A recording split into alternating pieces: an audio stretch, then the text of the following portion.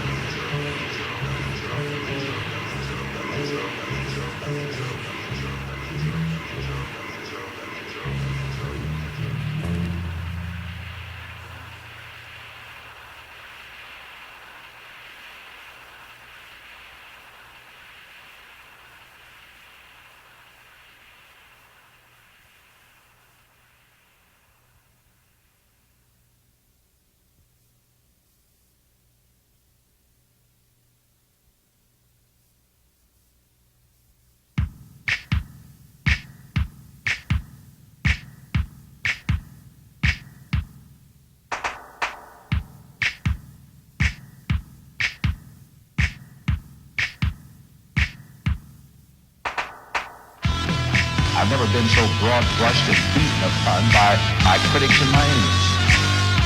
It is a time for God's people to stand up and be counted. The press is trying to beat our brains out and tell us that Christian media should be abolished. Ever since the incident at PTL, and we assume that dual responsibility of the ministry in Charlotte, and of course the continuing ministry here in Lynchburg, Virginia, I've never been so broad-brushed and beaten upon by my critics and my enemies. We need revival in America, and I believe America can have revival. One way we can take a stand for revival in America is to close down the churches. Christian media should be abolished. This is a time to stand up and be counted.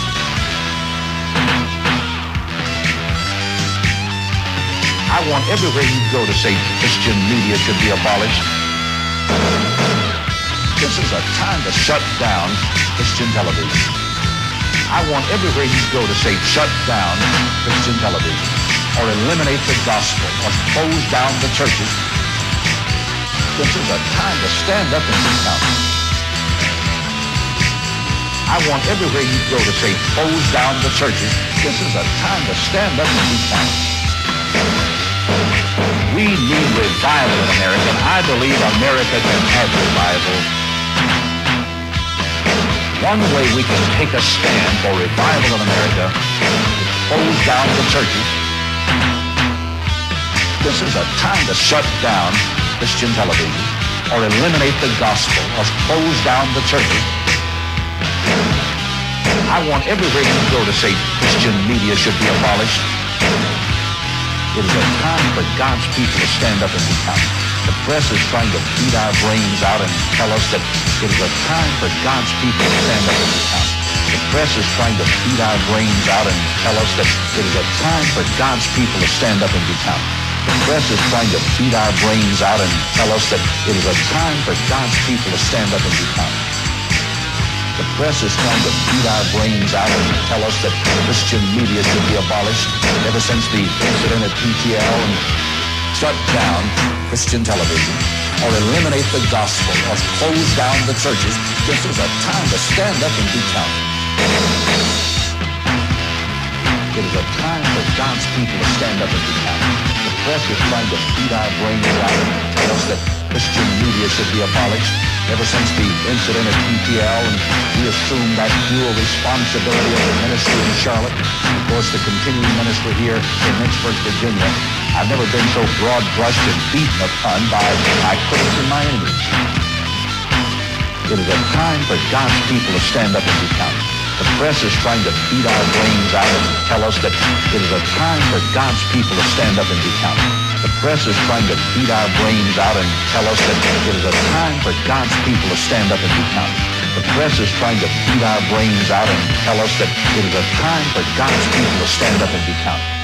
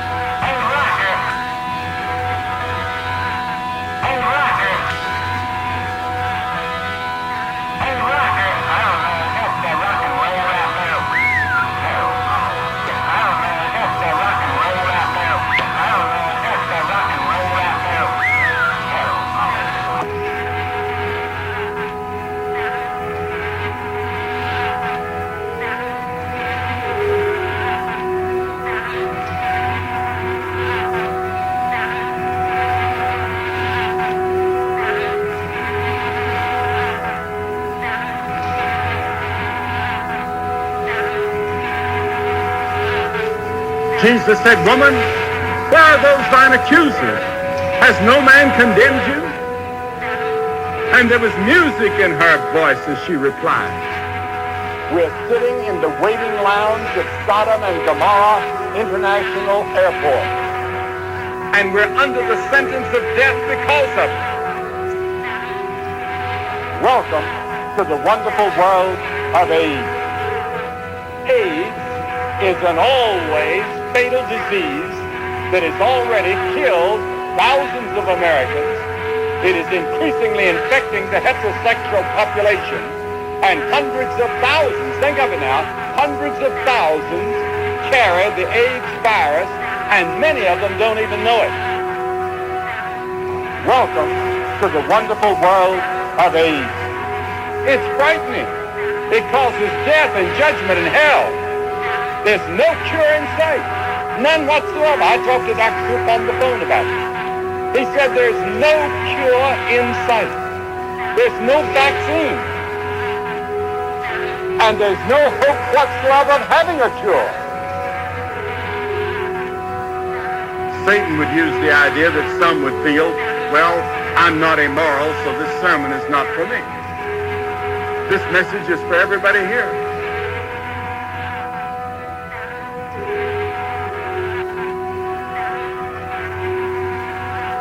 The eyes of them both were opened, and they knew they were naked, and they sewed fig leaves together and made aprons to hide their nakedness. Who told them they were naked? How did they learn that? And there was music in her voice as she replied, "Flee youthful lust. Flee youthful lust. Flee, run. When the devil comes with these lusts and temptations, you're to run." Now, how can a young person have victory over this? Because the scripture says in 1 Peter 2:11, "Abstain from fleshly lust and sensuality, which war against the soul." How can you abstain when you have this tremendous drive? When you have this tremendous desire? When it's thrown at you on television, on magazine shelves, and everywhere you look? I don't think you can. As a young person today, in our generation, it's almost impossible. Flee youthful lust. Flee youthful lust. Flee youthful lust. Flee youthful lust. Flee, run. When the devil comes with these lusts and temptations, you're to run. Welcome to the wonderful world of AIDS.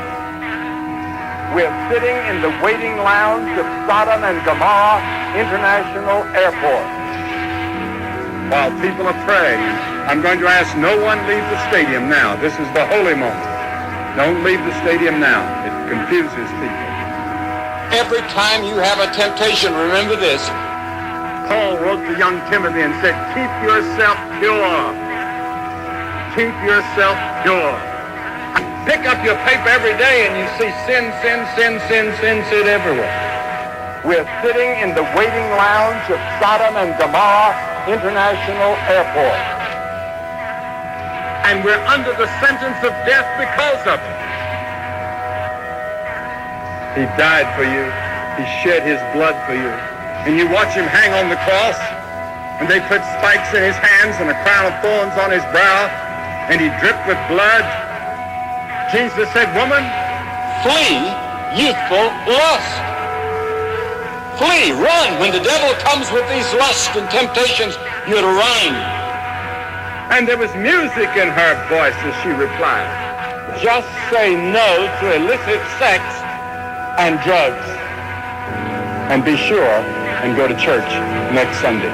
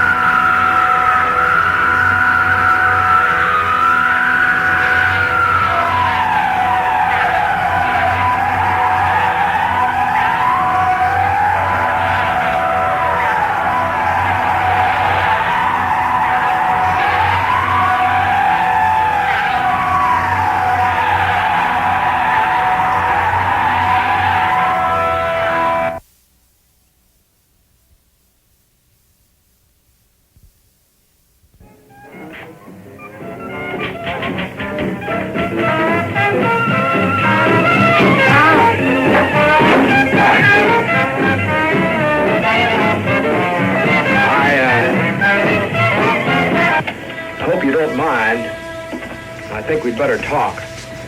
You're a funny kind of a lawyer. The music, I mean. Well, aren't lawyers supposed to like music? Well, not that kind of music. Oh, well, I guess that settles it. I'm a funny kind of lawyer.